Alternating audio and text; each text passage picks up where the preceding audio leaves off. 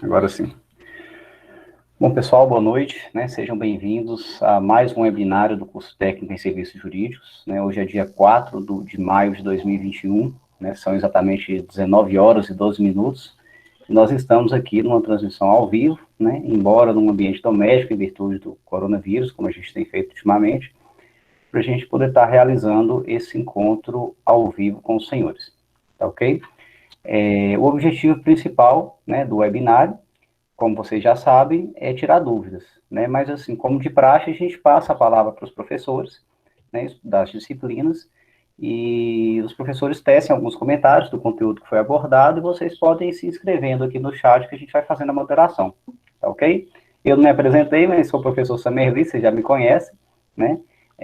Estamos aqui também com o professor Antônio Carlos, da disciplina de inglês instrumental, e com o professor Luiz Felipe Pereira, que a gente teve o prazer, né, de tê-lo conosco esse semestre para auxiliar, né, na disciplina Noções de Teoria Geral do Processo. Então, sem mais delongas, eu passo a palavra para o professor Antônio Carlos Soares. Professor. Ok, boa noite, pessoal. Boa noite, Sueli, obrigado. Boa noite, professor Luiz. Sejam todos bem-vindos e bem-vindas. Bom, eu optei nessa aula agora por abordar com vocês um tópico que é menos abordado no material, né, no material didático da nossa disciplina, mas que faz parte da ementa do curso. E depois, né, no momento da discussão, se tiver alguma questão sobre os tópicos que eu não abordar aqui, a gente pode voltar e discutir. Então, essa foi a opção. Um minutinho que eu vou fazer a apresentação aqui.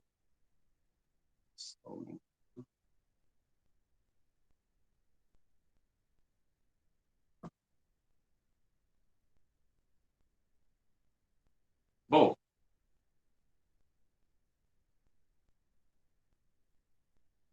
pronto, tudo certo aí, apareceu para vocês aí já, né?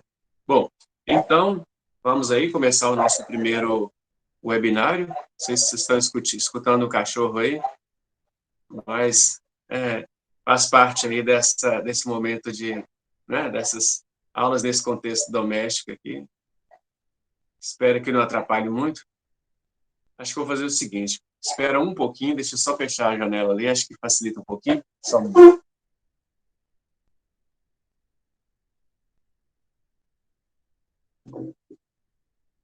Vai ser gravado, vai ser disponibilizado dessa forma, né, Sueli? Não vai dar para cortar isso aí? Não, não, assim, podemos cortar também, mas o legal Não, precisa são não, esses para imprevistos, né? verificar essas interferências aí.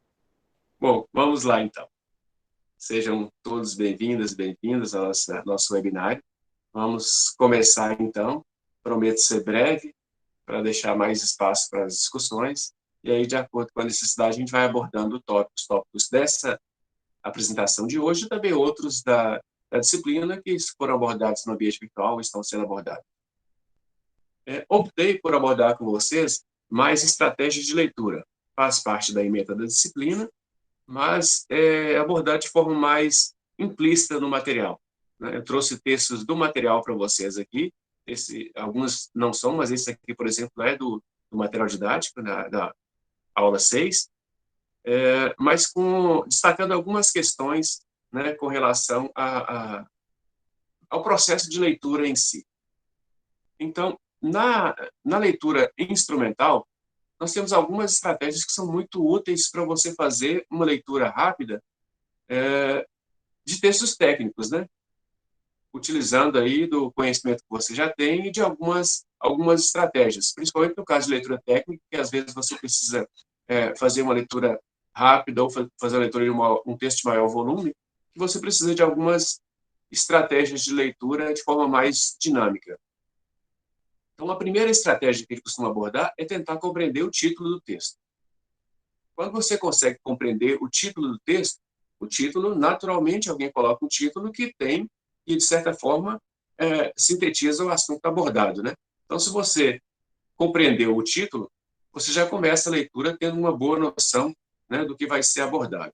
O segundo é verificar imagens, gráficos, figuras, né, algum recurso visual que complemente a informação do título.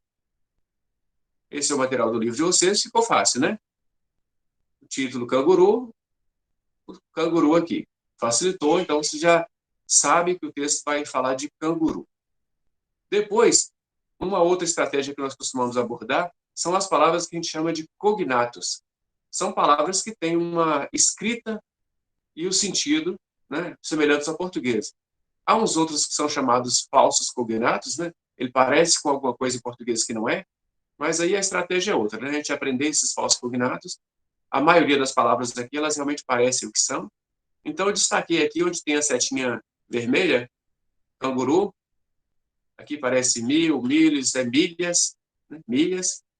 Eu não marquei aqui horas, não achei que parece tanto, né? Mas tem animal, que é exatamente a mesma escrita do português. E, novamente, aqui, canguru e carro. Bom, se você verificar aqui, canguru, milhas, né? Tem a ver com distância. O animal, e aqui o canguru e carro, você começa a juntar e já dá para fazer algum sentido. Não exatamente compreender tudo que está em um texto, mas consegue já ter uma certa ideia do que está sendo abordado. Uma outra questão é observar os verbos. Aí os verbos têm a ver com o conteúdo gramatical que nós trabalhamos na unidade, né? Mas o pessoal vai ler, por que ele trabalha com conteúdo gramatical? Porque ele também auxilia na leitura, considerando que o inglês instrumental, o principal objetivo é a leitura de conteúdo técnico, né? Ajudar vocês em momentos que vocês precisarem, no contexto de estudo ou no contexto de trabalho, realizar alguma leitura de texto na área de vocês. Destaquei alguns verbos que aparecem no caderno didático, né? E que possivelmente vocês já verificaram, já aprenderam o significado aqui, mas são verbos que aparecem no nosso material. Então, o know, que é saber, conhecer. Aqui tem o can't, que é na negativa, né? Não poder, não conseguir. Walk, andar, caminhar. Can, novamente, na afirmativa, poder. Travel, que é viajar. Se você juntou isso aqui, você consegue entender o que a gente chama de topic sentence.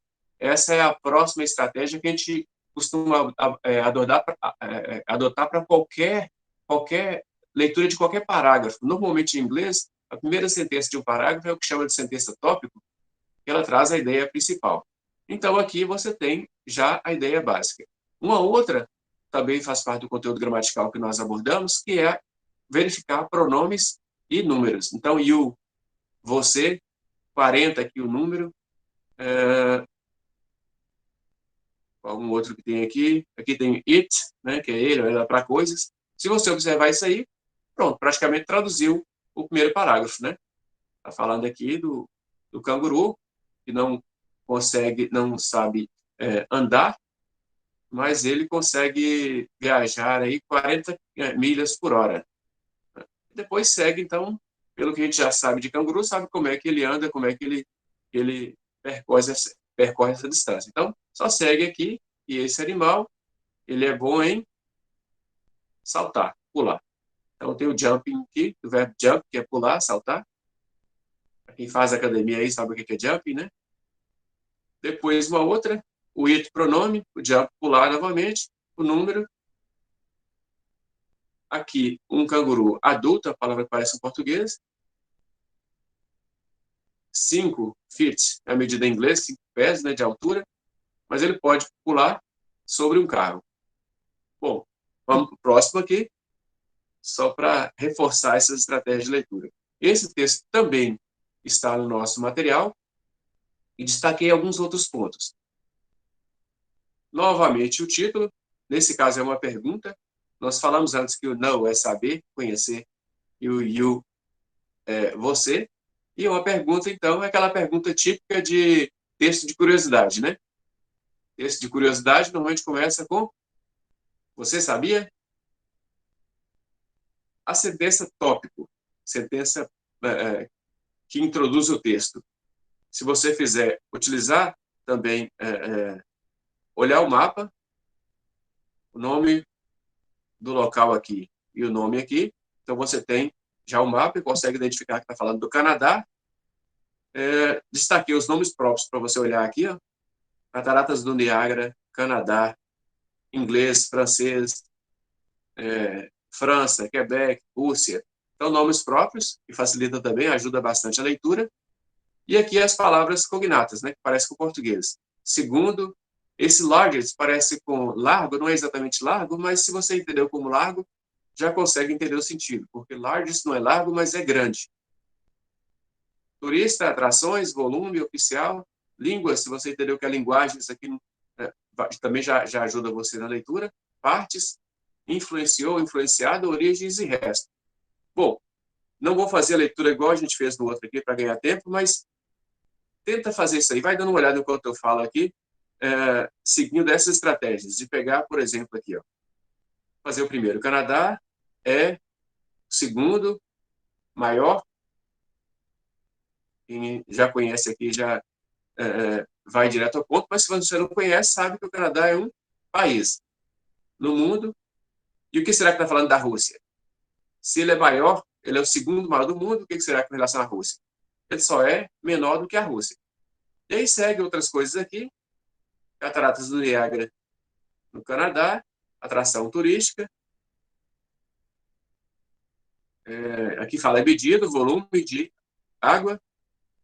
Fala de inglês e francês como línguas oficiais. Fala do Quebec, que é parte do Canadá, mas é influenciado pela origem francesa.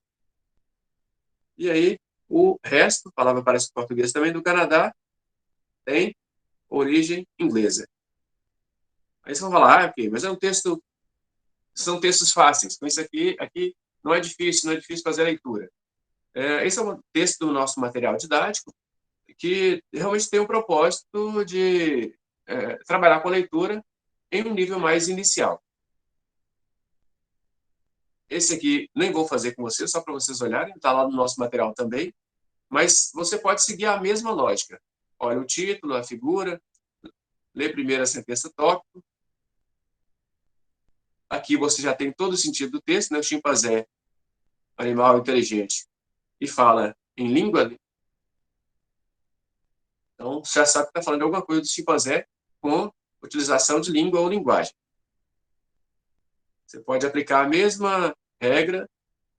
Você faz essa observação dessas palavras, cognato, essa estrutura que eu já destaquei para vocês.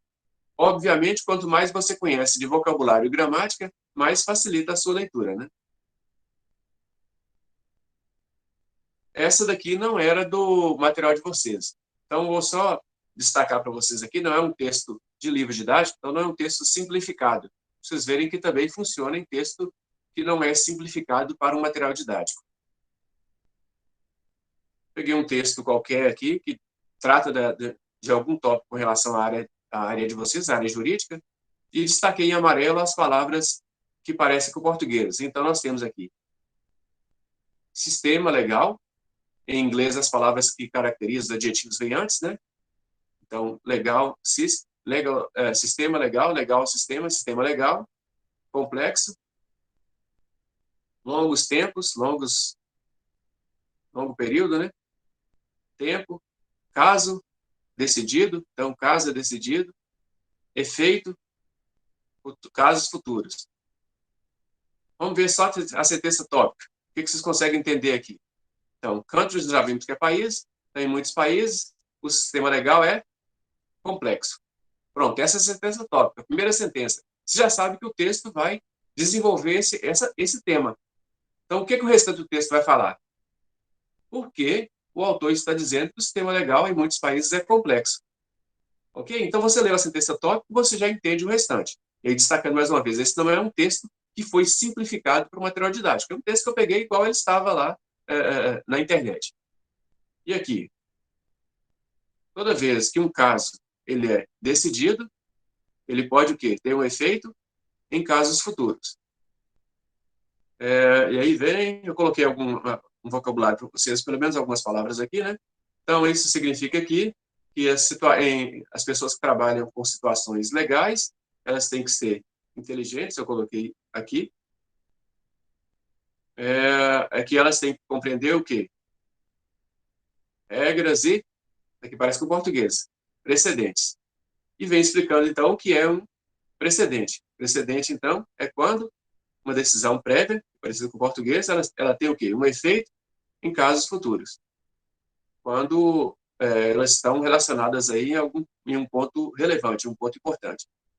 Só um parágrafo só de um texto, vocês verificarem que, embora não seja um texto simplificado, né, como o texto material didático, essas estratégias também ajudam muito, facilitam muito o processo de leitura. Só destacando mais uma vez que essa proposta de estratégia de leitura em inglês, ela é complementar ao conteúdo trabalhado no material, no livro didático, no caderno didático da disciplina. Nós trabalhamos com vocabulário, conteúdo gramatical, que complementam. Nesse processo de leitura, você usa essas estratégias e quanto mais você tem conhecimento de vocabulário, estrutura da língua, gramática, mais facilita o seu processo de leitura. Peguei um outro aqui também como exemplo, só para a gente demonstrar que esse processo com textos que não são de material didático, caderno de ensino de inglês, né?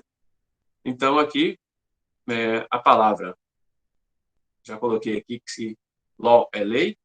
Então, a palavra lei, ela vem de quê? Do escandinavo, parece com português, né?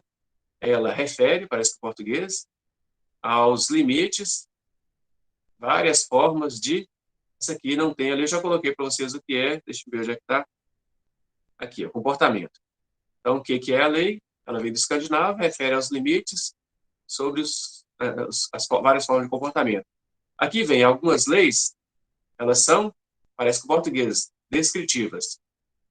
O que elas fazem? Simplesmente descrevem como as pessoas se comportam. Outras leis são prescritivas. Então, elas prescrevem como as pessoas devem comportar. Fechou o primeiro parágrafo, né? Naturalmente, como em qualquer idioma, você, normalmente, em um texto tem encadeamento de ideias, né? Primeiro parágrafo introduz o texto e depois retoma e desenvolve algum tópico. Aqui falou de de algumas leis que são descritivas, outras que são prescritivas. No segundo parágrafo, vem falando só do prescritivo. Então, aqui vai desenvolver a discussão sobre as leis prescritivas e não descritivas. E aqui vem, então, as leis aqui, então, né, que em todas as sociedades, parece com português aqui, as pessoas são reguladas por leis prescritivas. E aqui vem, algumas delas são customs, parece com, em português, costume. O que é costume? Regras informais, parece com português também, de, aqui, comportamento está no vocabulário, comportamento social e moral. E aqui vem as regras, né, que nós aceitamos, né, aqui tem instituições sociais particulares, né? Quando nós pertencemos a algumas instituições sociais particulares, como religiosa, educacional e cultural, então são regras que variam de acordo com o contexto, com o grupo, quando se trata de costumes. E algumas, elas não são costumes, são leis precisas, aqui parece que o português também, feita por nações, e aí impostas aos cidadãos, impostas por impostas mesmo, né? Tem power, que é força, como se fosse por força, de forma impositiva, né? O mesmo texto com mais um parágrafo, não vou fazer a leitura também, mas só para a gente sintetizar. Você olhou o título, introdução à lei.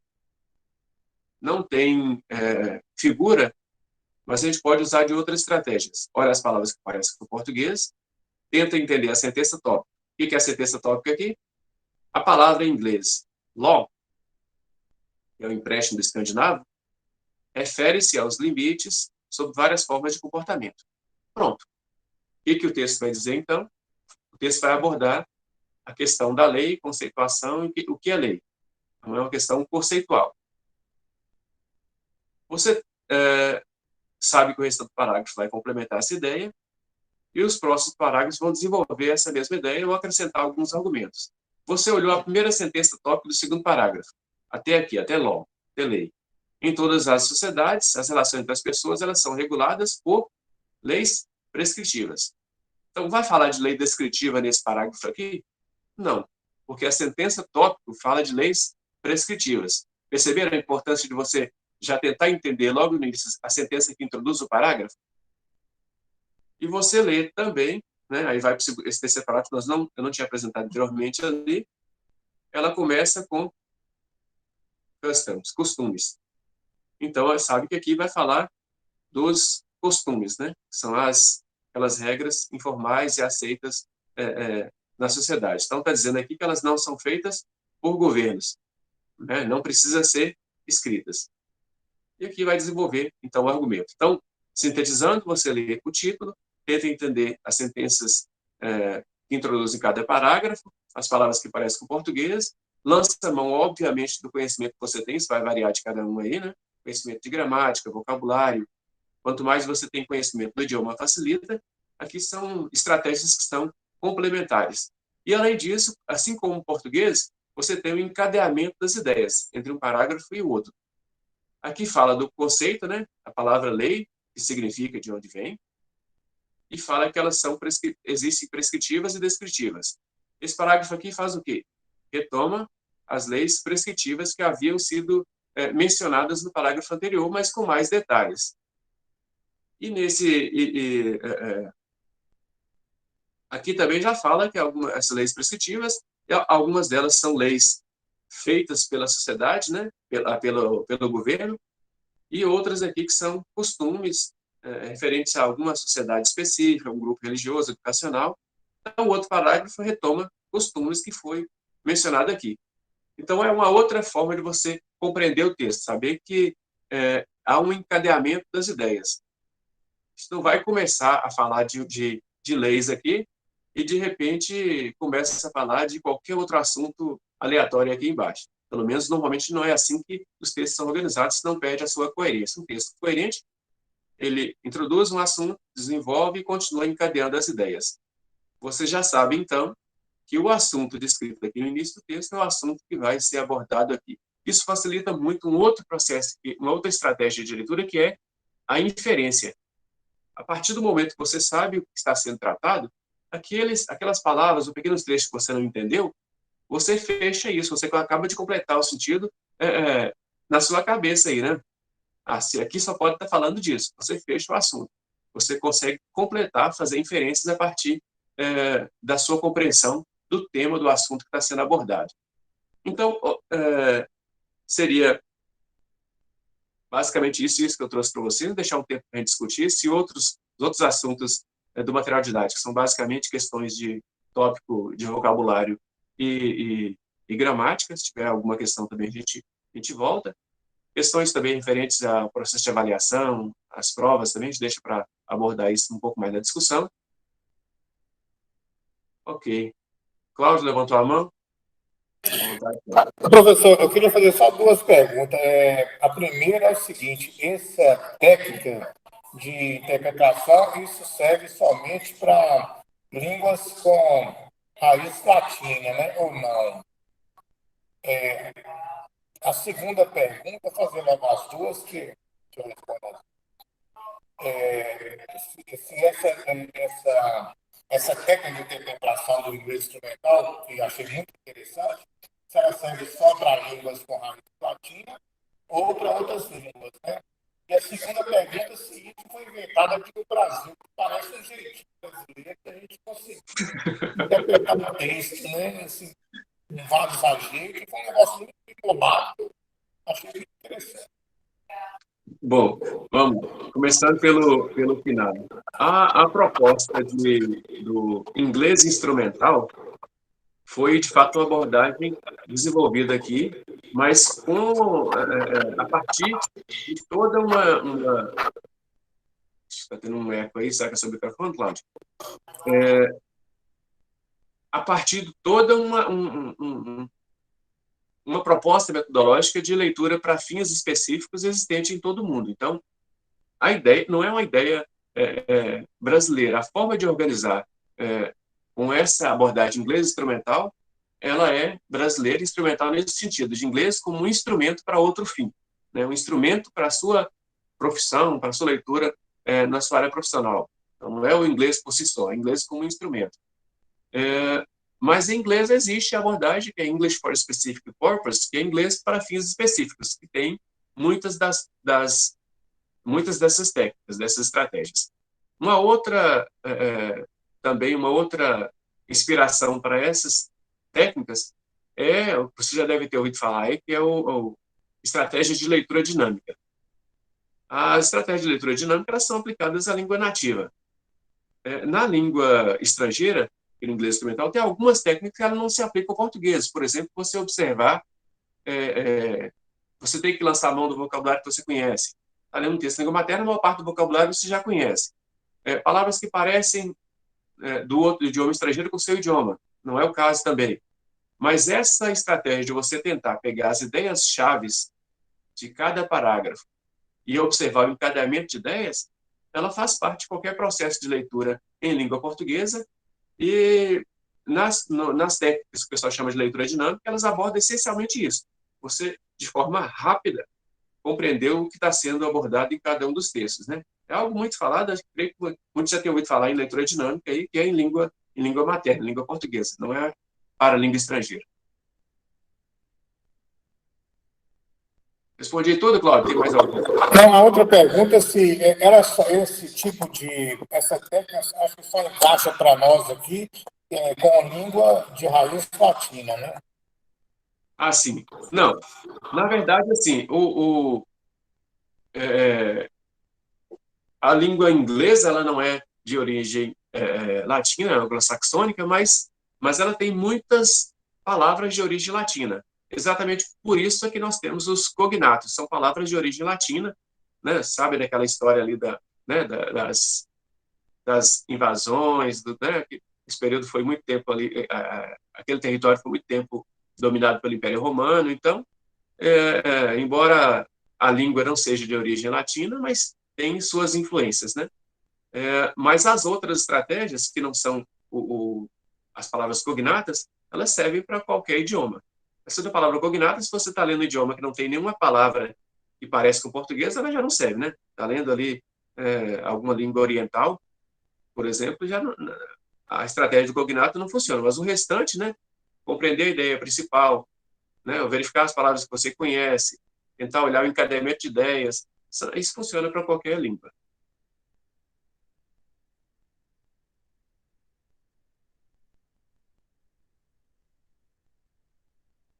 Ok, Cláudio, respondido?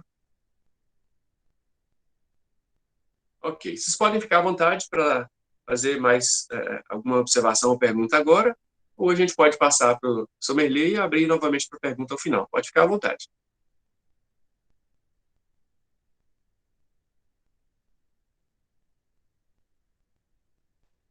Professor, eu vou só queria colocar pontuar uma situação aqui, aproveitando, né, que os alunos estão ainda pensando, formulando as ideias.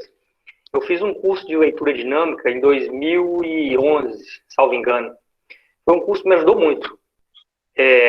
Leitura dinâmica e memorização.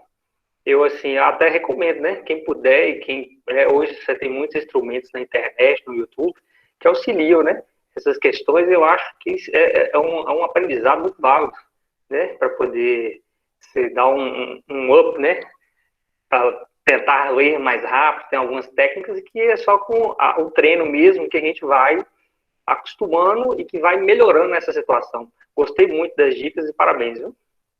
Ok, obrigado. Eu não sou muito bom em inglês. Gostei das dicas. Isso, como eu falei lá, essa técnica ela tem um pouco, não é exatamente a mesma coisa, né? Você fez o curso lá, sabe que não é a mesma coisa, mas tem muita coisa, muita de inspiração ali, porque a ideia é você conseguir obter ou compreender a ideia principal sem precisar ter lido cada detalhe do texto, né?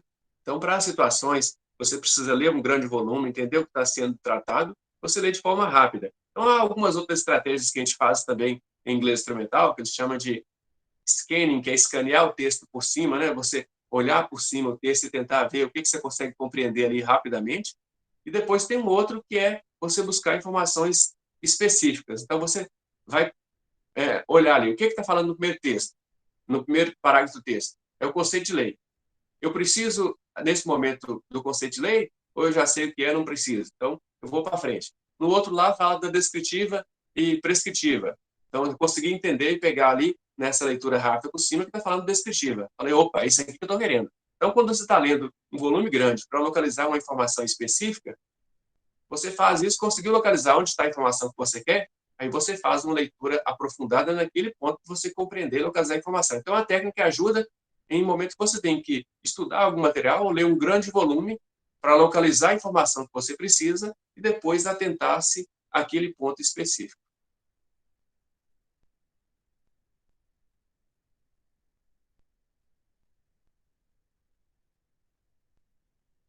Benega está falando aqui que o mais difícil é a escrita.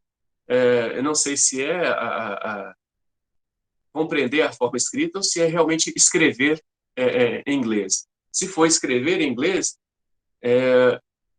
de fato, a produção em qualquer idioma ela é mais difícil do que a compreensão. Então, normalmente, é mais fácil você ter a compreensão visual da leitura do idioma, depois a compreensão auditiva, né? Ouvir e entender, né? Compensando o nível de dificuldade ali.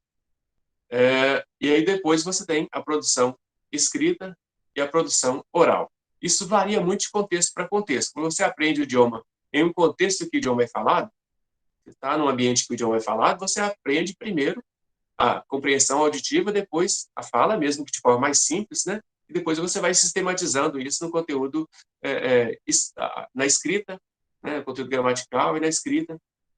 Quando você aprende, como no nosso caso aqui, no contexto educacional, formal, aqui em um país que o idioma não é falado, normalmente você aprende primeiro a escrita, né? Primeiro você aprende a ler o texto escrito, depois tentar escrever, mesmo que seja de forma simples, palavras, frases, né? Curtas, depois para texto.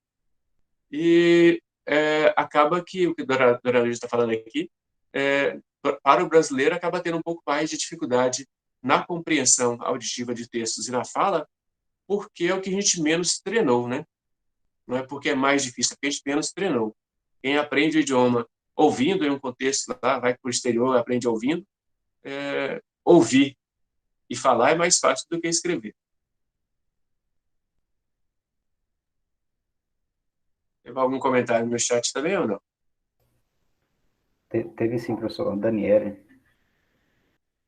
Ok. A diferença entre inglês britânico e americano é a mesma coisa, muda só a pronúncia? Acho que todo mundo aqui já ouviu, em algum momento, português de Portugal. Eu estava no início no mês passado, né, ministrando a disciplina numa pós-graduação em Teatro e Educação no campus Diamantina, e escreveu um aluno de Portugal. Não, aliás, não, esqueci o país, mas da África, um país de colonização portuguesa, que fala português, o português que eles falam é português de Portugal. Ele mandou uma mensagem do particular, falando, olha, se em algum momento lá no fórum, em algum momento, alguma coisa que gerar alguma dificuldade de compreensão, você me fala aqui, já vai desculpando, porque eu falo português de Portugal e algumas coisas são diferentes. Muitos aí devem ter ouvido, né? O pessoal faz muita piada, quem vai para Portugal, volta aqui, algumas situações inusitadas que acontecem com a diferença entre os idiomas, mas isso são questões muito pontuais. De forma geral, a gente consegue entender português de Portugal tranquilamente, com a diferença que eles falam mais rápido, né, e encurtam as palavras, né? A vogal não é tão bem pronunciada assim, né? A gente brinca que o português de Portugal aprendeu com o mineiro, né? Fala bolo, biscoito de queijo, cortando as vogais. Aí eles falam banana. Ô, menino, cadê banana? Né? Portugal lá, eles cortam as vogais, o pessoal brinca ali, igual o mineiro. Então tem essa diferença que eles falam um pouco mais rápido, as vogais não são tão pronunciadas, né? Como aqui. E algumas palavras realmente têm sentido diferente. Todo mundo já deve ter ouvido aí alguma palavra ou outra que em Portugal significa outra coisa. É mais ou menos esse o nível de diferença entre o inglês americano e o britânico, o inglês americano, o inglês australiano. Quando o idioma é levado de um país para outro, ele sofre outras influências, vão sofrendo modificações ao longo do tempo, né? Então, tem algumas particularidades, algumas diferenças de pronúncia, algumas palavras que são usadas em outros não. Por exemplo, existe a palavra cookie. Todo mundo conhece cookie aqui, né? Já comprou cookie, o biscoitinho? Você fala cookie ou você fala biscuit.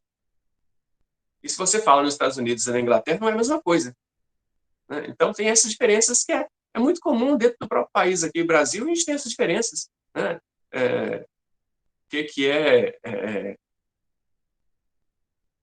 Como é que era?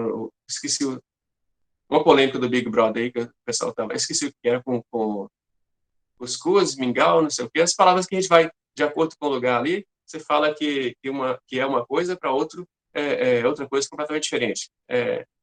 Mingau, tapioca, canjica, acho que era isso.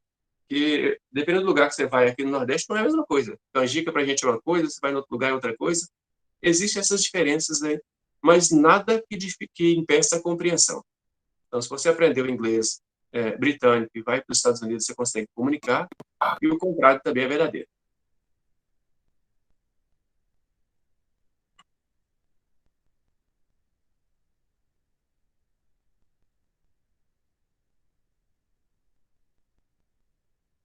Bom, Sommelier, eu vou passar para você, e aí fico à disposição aqui, quando chegar ao final lá, se tiver mais alguma questão, seja aqui no chat ou no microfone, usando o microfone, eu posso retomar e responder, ou a gente pode voltar a alguma temática.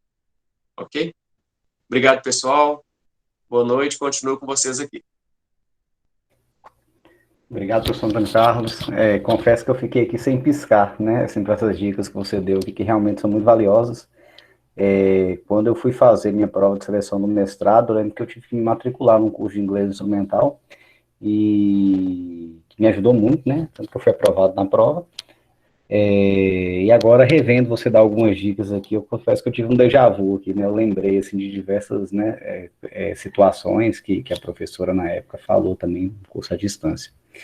Quando a gente pensou no inglês instrumental para o curso técnico em serviços jurídicos, a gente pensou exatamente nisso, né, da gente formar um currículo amplo, né, que o aluno ele possa adquirir conhecimentos, principalmente, né, com carga horária um pouco maior na área do direito, mas que adquiriu conhecimento em diversas áreas, né, o inglês, por exemplo, é uma delas que com certeza vai agregar e muito o currículo de cada um de vocês, tá ok? Bom, deixa eu ver se tem alguma coisa no chat aqui. Não. Tá só o pessoal te agradecendo aí, professor. Boa noite, dona Nilde. Deixa eu apresentar aqui, então. Eu trouxe um pequeno slide aqui para eu poder falar um pouco com vocês. Que é coisa bem rápida. Quando aparecer aí, por favor, alguém me fala que está aparecendo. Ok, apareceu. Ah, tá. Apareceu. Vamos lá, pessoal. Aqui, como eu estou apresentando aqui, eu não consigo ver, né, se é alguém levantando a mão ou não, então vocês podem me interromper aqui e a gente vai dialogando, tá ok? De maneira bem rápida, eu separei para vocês aqui alguns poucos tópicos que a gente estudou nas unidades 1 e 2, né? Então, eu trouxe aqui a questão dos conflitos, né, insatisfações. Em toda a sociedade a gente tem conflito, a gente tem insatisfação, e esses conflitos, obviamente, eles têm que ser solucionados de alguma maneira, né? A forma mais primitiva da gente resolver um conflito, né, foi o que a gente estudou, que é a autotutela, né, que alguns também chamam de vingança privada, né, que é aquela situação em que a pessoa resolve um problema com o uso da força, né. Aqui a gente tem aqui eu, professor Toninho, e professor Luiz Felipe, né, todos mais ou menos do mesmo porte físico, mas imagine os senhores que eu e o professor Joaquim, né, lá de 2 metros de altura, tivéssemos um problema, né. Certamente o professor Joaquim, ele iria resolver o conflito a favor dele, né, porque ele tem 2 metros de altura e eu tenho 1,70 m, 1,69 m, para ser mais específico. Então, a autotutela, né, embora ainda seja admissível hoje em dia, em regime de exceção, como nós vimos lá, como por exemplo aqui na legítima defesa, a autotutela, que é a justiça com as próprias mãos, a vingança privada, né, ela existe hoje em regime de exceção. Via de regra, ela é vedada, ela é proibida.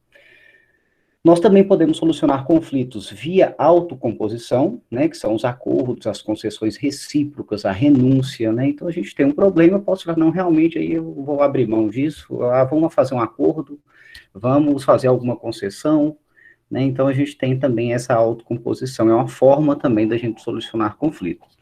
E, por fim, né, que é o nosso principal objeto de estudo, nós temos a jurisdição, né, que está presente naquelas sociedades um pouco mais modernas, que tem um Estado já aparelhado, né, que por meio da jurisdição, né, como diz a Ada Peregrina, né, fala que por meio da jurisdição os juízes agem em substituição às partes, que não mais podem fazer justiça com as próprias mãos, né, já que a autodefesa ela é vedada, ela é proibida, pelo menos em regra. A elas, né, ou seja, as partes, que não mais podem agir, resta a possibilidade de fazer agir, provocando o exercício da função jurisdicional. Tá ok? Então, quando a gente fala em teoria geral do processo, a gente tem que fazer uma distinção entre direito material e direito processual, né? O que é direito material? Direito material, senhores, é o bem da vida, é o direito que está ali previsto no nosso ordenamento jurídico. Por exemplo, estudamos lá nas aulas de direito do trabalho. A pessoa que trabalha com vínculo empregatício, ela tem uma série de direitos. Férias, mais um terço, 13º, assinatura de carteira de trabalho, fundo de garantia, né, são alguns exemplos. Intervalos, intrajornada, interjornada, né?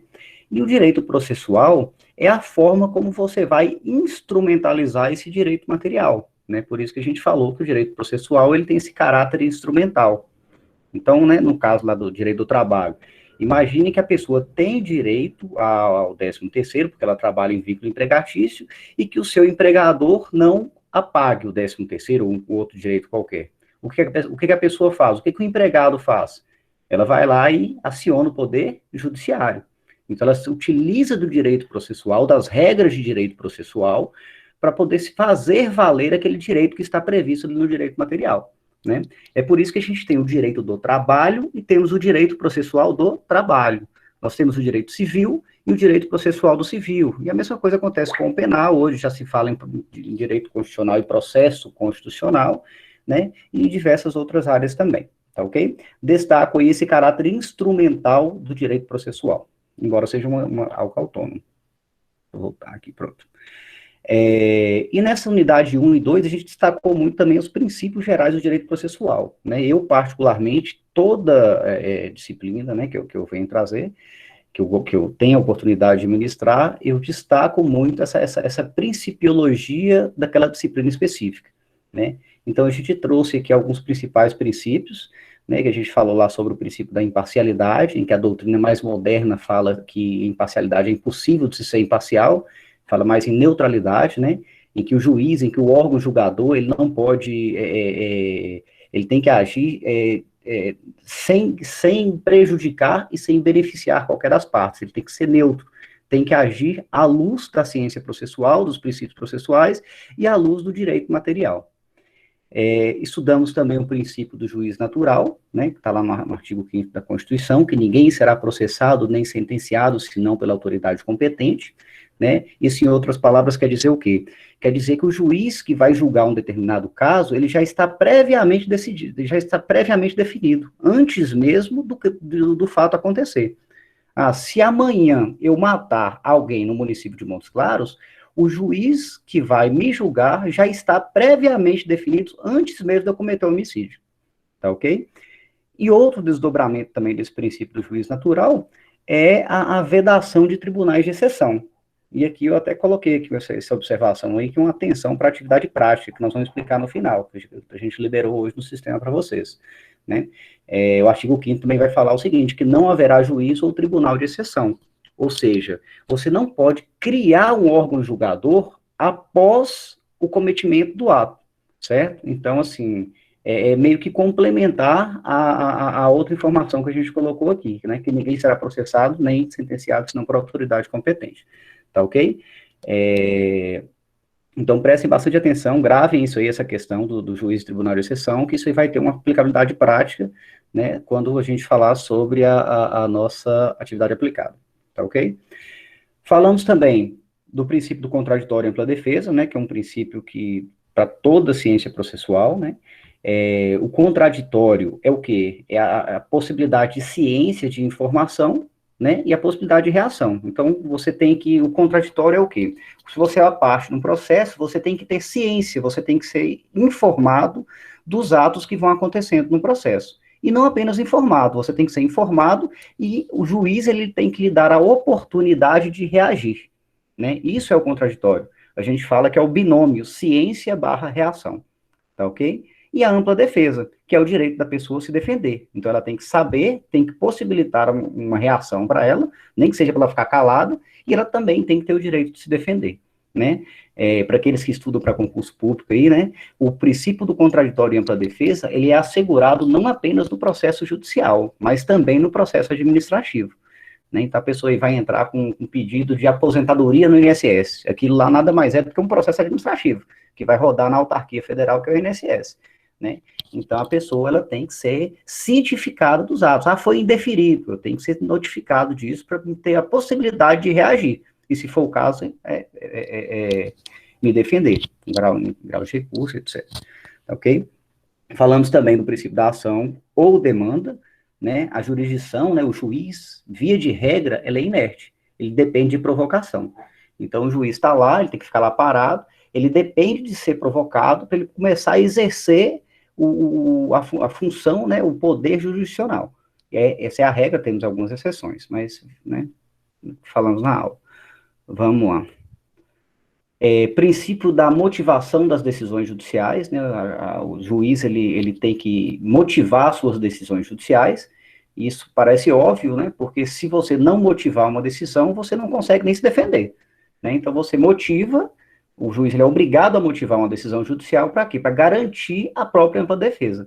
Percebam que os princípios, eles não são isolados, né? Um princípio acaba complementando o outro, né? Quando a gente fala de ampla defesa lá, e a gente fala agora de motivação das decisões judiciais, uma coisa, de certa forma, acaba justificando e complementando a outra. Tá ok? Princípio da publicidade, né? Via de regra, os atos processuais, eles precisam ser públicos, né? Existem algumas exceções previstas em lei, aquelas normalmente ligadas à intimidade ou ao interesse social. Né? Samerli, me dá um exemplo aí de um caso em que o processo tem que correr por segredo de justiça, de intimidade, né? Por virtude de intimidade. Normalmente situações relacionadas ao direito de família, né? Briga de marido e mulher, né? Alguma coisa nesse sentido, que envolve menor de idade. Então, assim, uma questão, né, racional de intimidade, se pede-se o sigilo processual, né? Em virtude para preservar esse outro direito que também é garantido pela Constituição, que é a intimidade da pessoa, né? E também o interesse social, né? O interesse social, você pode citar aqui como, por exemplo, situações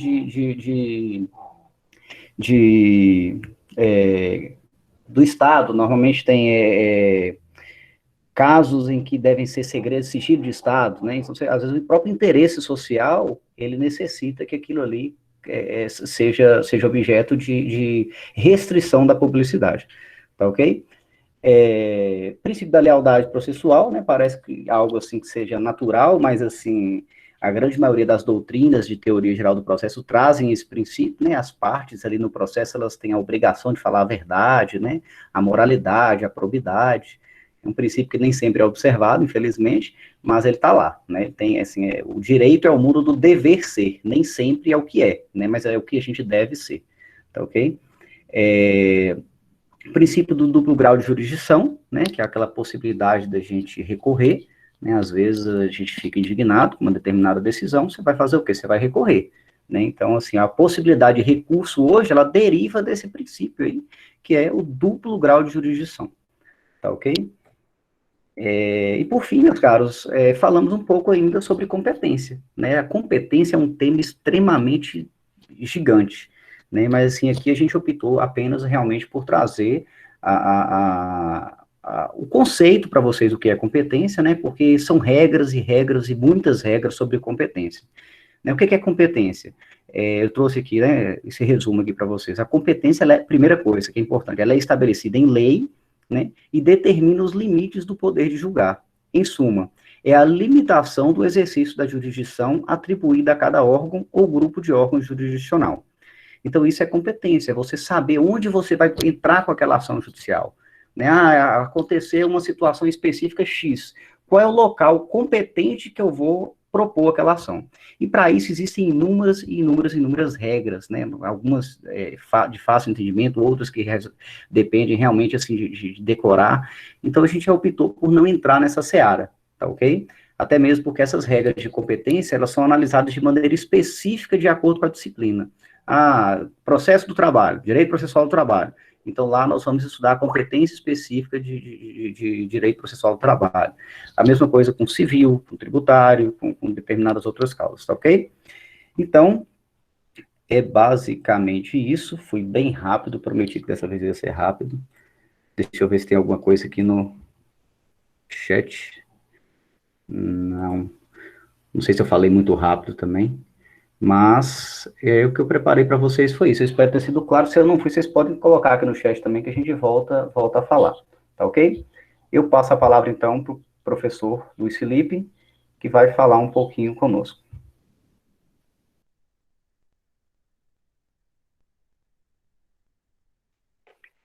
Boa noite, meus caros alunos. O áudio está bom, o vídeo está tudo legal aí? Então, tá bom. Inicialmente, né, mais uma vez, sejam bem-vindos. Para mim é uma experiência muito interessante, muito bacana, muito prazerosa estar aqui com vocês hoje. Basicamente, pelo que, né, eu e o professor Samiri e toda a equipe compomos, me convidaram para ser um professor externo, justamente para tentar levar e dar uma roupagem mais dinâmica dentro das aulas. Trazer um pouquinho do que está acontecendo na realidade, com bastante exemplo, e colocar o tema de processo civil, que é uma coisa que nós, advogados, lidamos cotidianamente, né? Todos os dias. Então, o advogado está sempre com um vademecumzinho aí debaixo do braço, né? Brincadeira que hoje a gente olha tudo pelo site do Planalto, mas porque o direito processual civil é uma questão que tem que estar sempre em análise, porque muitas vezes sofre alterações, você tem interpretações diferentes em relação a questões específicas. Então, basicamente o que a gente deve, né, como o professor Samiri bem disse, é o mundo do dever ser, né? Mas aí aquelas regras de processo civil, elas estão lá e elas devem ser obedecidas, né, de forma bem criteriosa. Vou passar um rápido resumo aqui também de tudo que nós estudamos ao longo das unidades, e caso tiver alguma dúvida, pode ser interrompido, ou então no final a gente para conversar um pouquinho, mas prometo também ser bem rápido.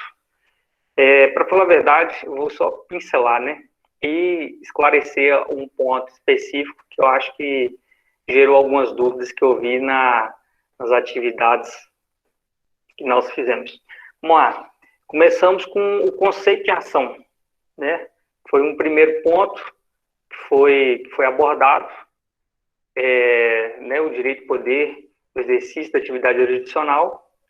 Aí passamos, né, por conceitos de condições da ação, né, que foi um ponto que acho que gerou um pouquinho de dúvida, possibilidade jurídica do pedido, interesse de agir e legitimidade.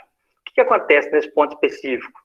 O CPC de 2015, o novo CPC, ele trouxe lá no artigo 17 somente essas duas questões, que é a legitimidade e o interesse. Nem coloca o interesse de agir, como tinha antigamente. E a previsão que tinha da possibilidade jurídica era no CPC de 1973, né? Só que aí o que acontece? No meu ponto de vista, bem particular, e que eu deixo isso claro, apesar de não estar previsto na legislação, expresso, né, vamos assim dizer, no artigo 17 do CPC, ela é uma questão que ela sempre vai ser analisada, entendeu? Não tem como você analisar uma demanda, analisar a possibilidade de ajuizar uma ação, sem você verificar essa possibilidade jurídica do pedido.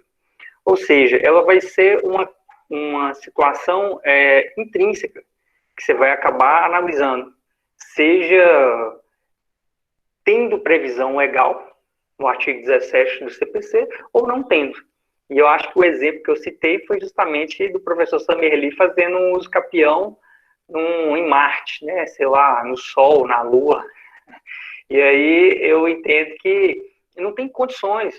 Só que aí tem uma parte da doutrina que fala o seguinte, que pelo fato de não estar previsto no artigo 17 como condição da ação, que aí o juiz vai julgar o mérito e vai indeferir.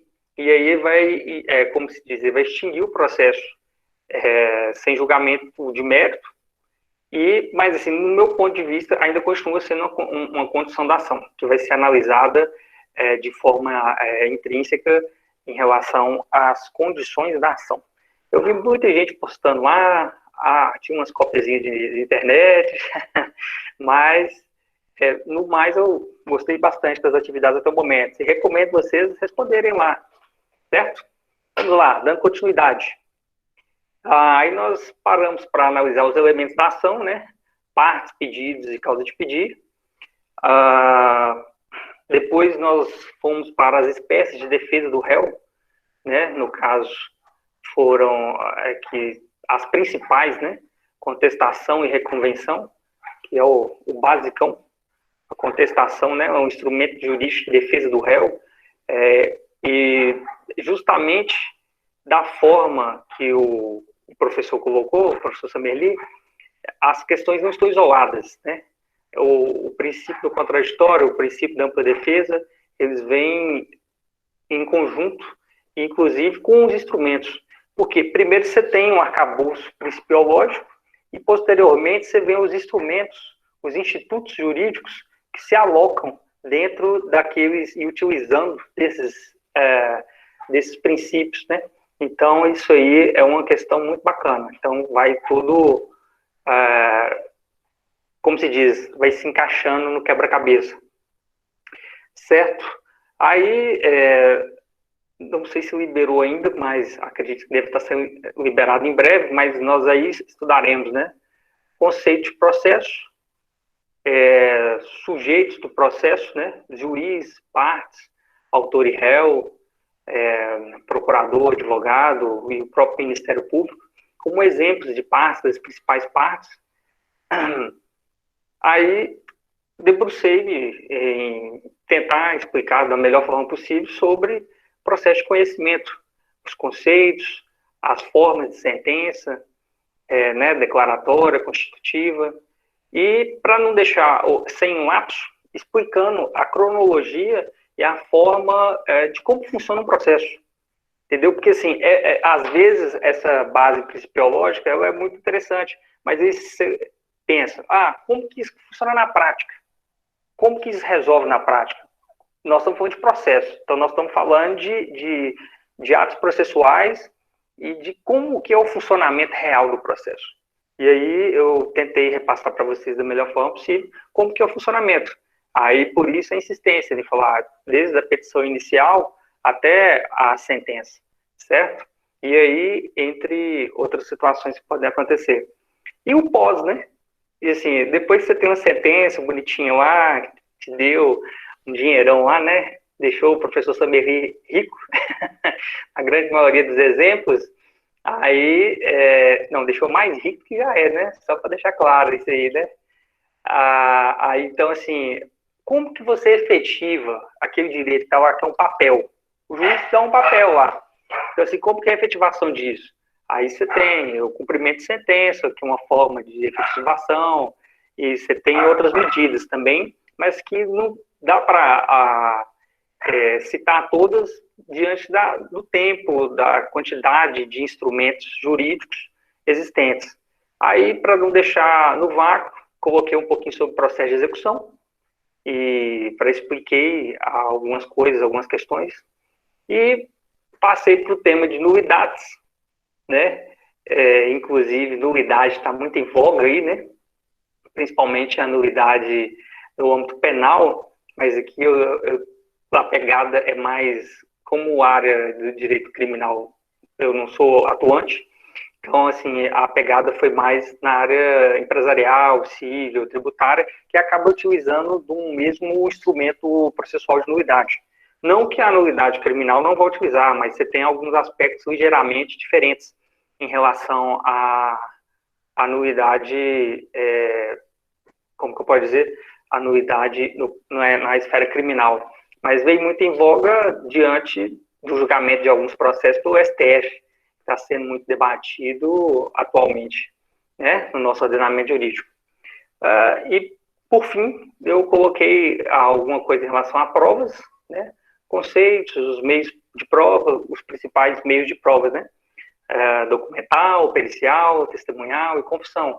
Como eu já expliquei aqui, nós estamos tratando dos principais meios, né, sempre dos principais elementos.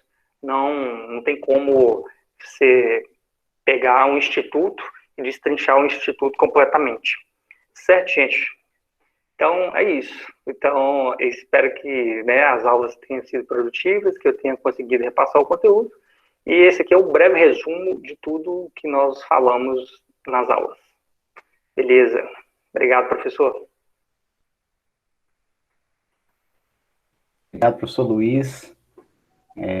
Mais uma vez, agradecer, né, o professor Luiz Felipe, não que ele está encerrando aqui agora ainda não, porque a gente ele tem um período lá ainda conosco, né, nos votos de discussão das unidades 3 e 4, e também atividade aplicada, enfim, nas outras atividades também, recuperação, se Deus quiser ninguém vai ficar, mas caso fique, ele estará lá também conosco.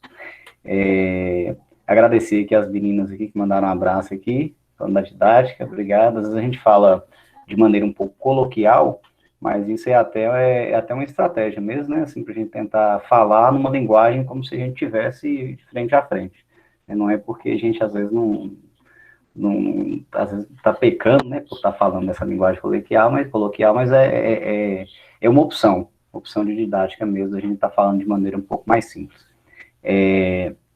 Pois bem, deixa eu ver se teve alguma dúvida aqui, tal.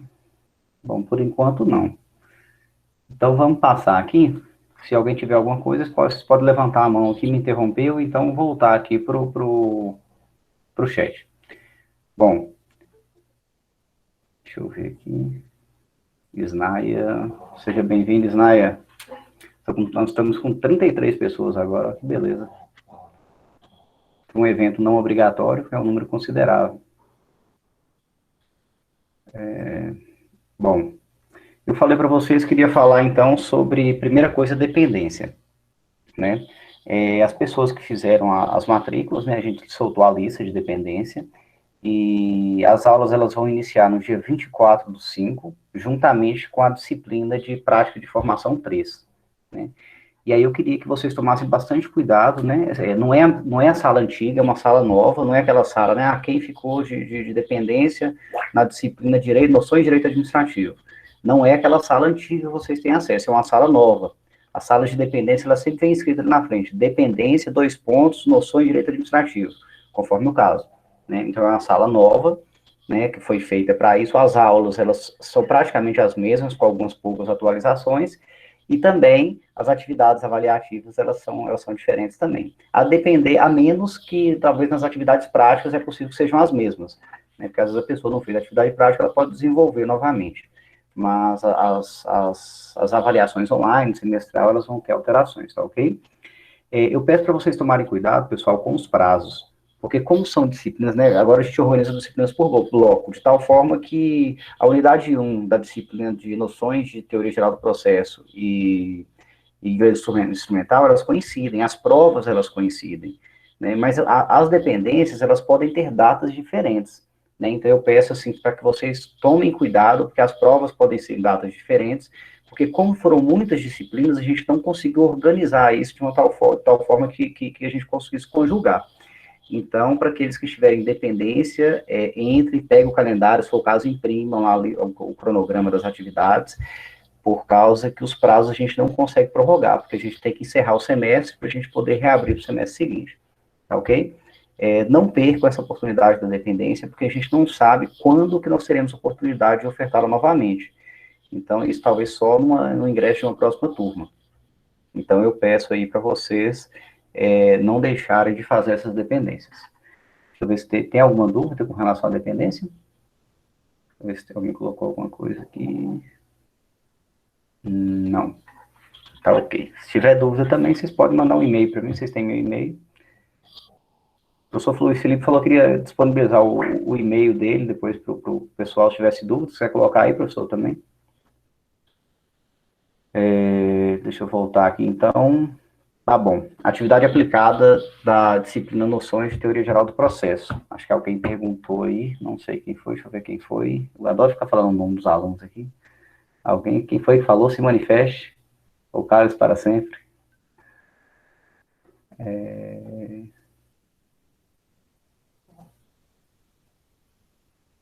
Não sei, perdi aqui, é muita mensagem. Tá, Carla Fernanda, vou explicar, Carla, agora, chegou a hora, o momento é esse. Vamos lá. Então, a gente disponibilizou hoje essa atividade aplicada, né, de teoria geral do processo, colocamos lá uma data limite para vocês estarem entregando um relatório no dia 17/5, e a gente optou por fazer uma atividade um pouco diferente, né, dessa vez. A gente trouxe um filme, né, para vocês analisarem, que chama, um filme até antigo, né, chama O Julgamento de Nuremberg. Né, assim, a princípio eu estava um pouco receoso de colocar um filme, com receio de nem todos terem acesso, mas eu achei um link no YouTube com o filme completo, inclusive está lá, no tópico lá, atividade aplicada, basta vocês clicarem e assistirem. Então vocês vão assistir esse filme, né, O Julgamento de Nuremberg, eu coloco lá a sugestão de link para vocês assistirem, e depois elaborar um relatório jurídico apontando quais princípios gerais da ciência processual foram observados e quais princípios foram violados. Lá, claramente, vocês vão perceber que, em algumas situações, a forma como o julgamento ele se estrutura, ele inobserva, ou seja, ele não observa alguns desses princípios basilares de qualquer ciência processual. Então, aí vocês vão fazer um relatório simples mesmo, né, não tem muito segredo, né, falando um pouquinho sobre o filme, que no trecho tal, assim, assado, você achou isso, aquilo, e coloca o porquê, o motivo, o fundamento. Né, aqui um trabalho simples, que vai demandar um tempo para vocês assistirem, né, o filme, mas a escrita é pequena, uma lauda no mínimo, 2 laudas no máximo, uma coisa simples, objetiva, até para a gente poder analisar com mais calma a resposta de vocês, tá ok? Os professores também, se quiser, né, professor Toninho, tá, vou até passar para os professores da turma, não sei se vocês já tiveram a oportunidade de assistir esse filme, mas é um filme até interessante, é um filme que dá para assistir no final de semana, um dia à noite, é um filme até legal, um pouco antigo, mas legal, muito bom. Esse filme, ele tem a ver com pós-Segunda Guerra Mundial, Bruna. É isso mesmo, ele tem a ver com pós-Segunda Guerra Mundial. Eu já assisti ele, tá vendo? Bacana. Aí você tenta assistir agora, né, assim, porque às vezes quando a gente assiste sem essa perspectiva da matéria, né, de ter estudado, talvez a gente não preste atenção. Mas agora que, assim, depois que vocês tiverem estudado essa disciplina de teoria geral do processo, vocês vão conseguir fazer uma análise, assim, um pouco mais técnica, sabe, assim, do que foi violado ou não, né, o que foi observado ou não. Então, a gente propõe essa atividade para vocês e espero que vocês gostem, uma atividade um pouco diferente. E qualquer dúvida que vocês tiverem com relação a ela também, é só mandar lá para a gente, nos fóruns de discussão, no meu e-mail também, para mim, professor Luiz Felipe, que a gente vai estar à disposição para sanar qualquer dúvida. Tá ok? Mais alguma pergunta? Professor Sameli? Professor, fica à vontade. Parece que teve um questionamento aqui. Eu posso só dar uma rápida explicação? Claro, fica à vontade. Deixa eu procurar aqui. Daniele Malta. Professor Luiz, poderia explicar novamente sobre exceção substancial direta e indireta? Ok, vamos lá. Inicialmente, temos que ter em mente que exceção é uma resposta do réu, certo? Então, até aí, não temos dúvida. A exceção, no caso dessa excepção substancial, ela vai estar basicamente presente dentro da contestação, entendeu? Então, assim, quando você fala em exceção substancial, você vai ter lá a exceção processual, que é quando você faz a contestação atacando articulações ou alegações processuais da ação do autor. Vamos colocar dessa forma, certo? Eu estou buscando aqui uma outra forma de explicar. E quando você coloca a exceção substancial, você vai atacar o mérito, ou seja, você vai atacar a pretensão, você vai atacar o pedido do autor.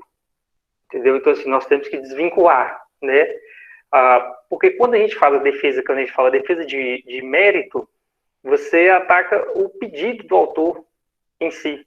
Quando você faz a defesa processual, você vai atacar fundamentos processuais, como carência da ação, a inépcia, o fato da pessoa não ter preenchido corretamente os requisitos, a parte ser ilegítima, do pedido não ser juridicamente possível, entendeu? Então, assim, você tem inúmeras formas de ataques processuais que você pode tecer ao longo do processo.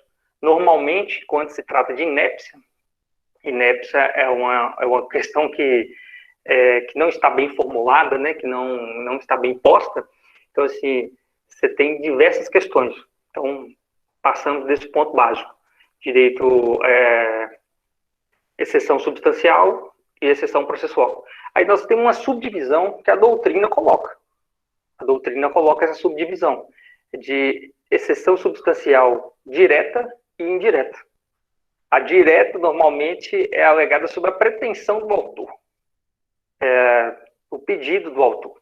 Ou seja, se eu, na minha ação, eu entro com a ação contra o professor Samerli, requerendo a indenização por dano moral, por ele ter proferido uma injúria ou uma difamação contra a minha pessoa, o mérito da defesa vai ser justamente o professor Samerli, na hora que ele for fazer a defesa dele, como um bom advogado que é, ele vai atacar todos os pontos, mas em especial essa questão da exceção substancial direta, que seria basicamente falar assim, não, eu não cometi, eu não falei essas palavras,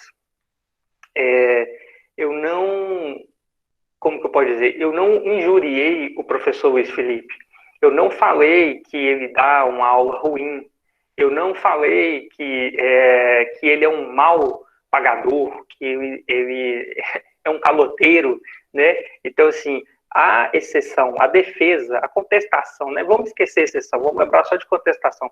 A contestação substancial direta seria basicamente ele falar, não, eu não falei isso. Entendeu? Então, ele vai negar. Vai ser uma negativa da situação.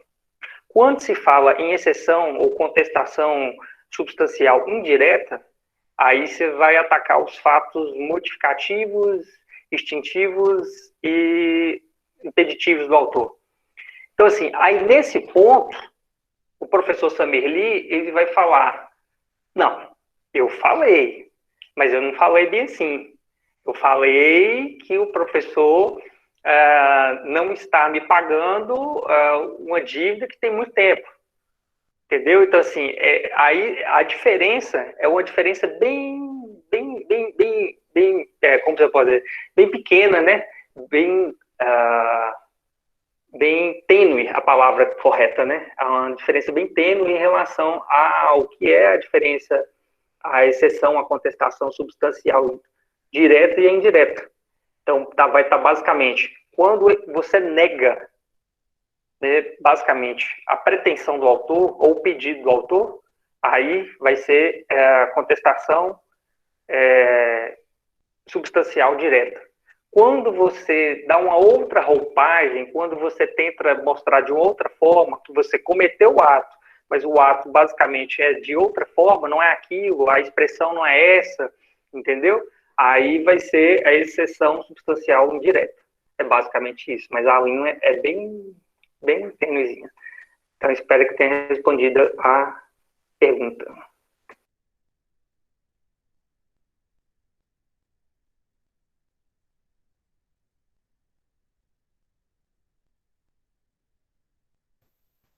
Obrigado, professor.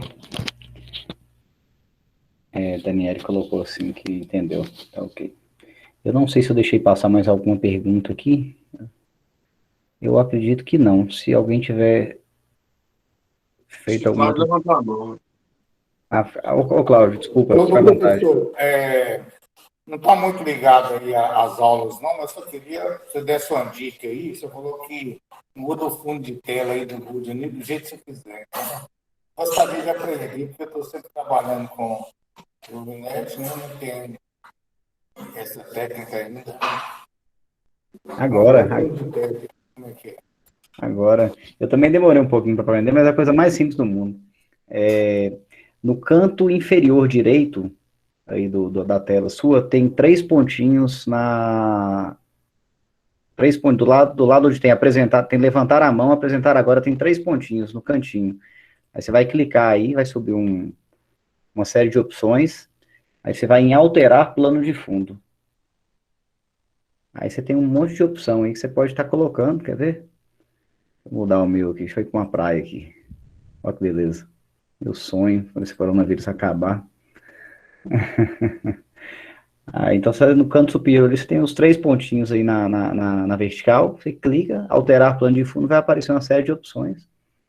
É só colocar aí que ele já fica salvo para a próxima reunião. No meu não aparece, não. No seu não aparece, não? Só 6 pontos.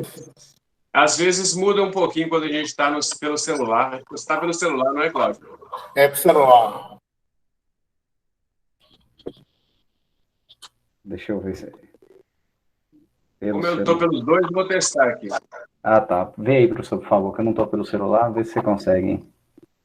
No celular só dá 6 opções. Não apareceu aqui no meu celular, não. Ah, tá. Então, provavelmente a opção ela só é disponível quando você está pelo computador. Pelo computador. Mas eu vou tentar no computador. Muito obrigado pela informação. Não, tranquilo, professor. Tranquilo, Cláudio. Pessoal, mais alguma pergunta, dúvida? Aqui a Bruna falou que realmente pelo celular fica um pouco mais restrito. Mas é isso aí, pessoal. Se não tiver mais nenhuma dúvida, a gente vai encerrando por aqui mesmo. Dou-lhe 1, dou-lhe 2, dou-lhe 3. Acho que é isso mesmo, né? Eli, só um comentário aqui. Fica à vontade, professor. Não falei para vocês aqui diretamente sobre as atividades avaliativas, atividades práticas, porque acho que elas são bem autoexplicativas, né? E envolve um pouco de leitura, né? Um pouco do conteúdo da disciplina, e tem um caso específico lá que eu peço para vocês pesquisarem vocabulário específico da área de vocês ou ligadas à área jurídica. Mas são atividades bem autoexplicativas, mas se tiver ainda alguma dúvida de como proceder, eu posso responder aqui, ou então podem fazer contato diretamente lá pela mensagem do próprio Lab ou do nosso fórum, à disposição.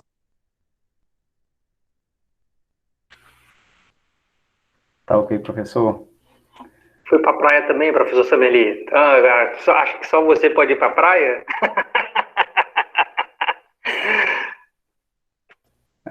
Esse coronavírus que não acaba. Vai acabar. Uma hora nós estamos lá, se Deus quiser.